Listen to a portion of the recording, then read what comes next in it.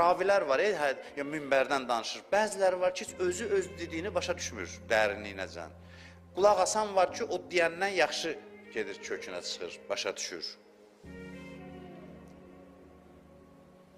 Ümumiyyətlə, bilirsiniz, dünyada bu inkarların çoxu biz nədəndir? Başa düşməməkdən. Adam başa düşmədiyini gərək inkar eləməsin. Bunu özümüzdə tərbiyə eləyək. Siz fikir verin, tarix boyu ariflər təkfir edilib bir dəstə tərəfindən. Ariflərə lənət oxuyublar, kafir deyiblər, təkfir ediblər.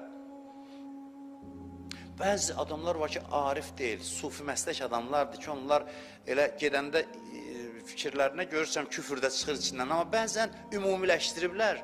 Bir dəstə səthi baxan adamlar dinə, həmişə bu adamlarla düşmən olub. Həmişə təkfir ediblər, inkar ediblər onları. İnkarların çoxu başa düşməməzlikdəndir, anlamamaqdandır.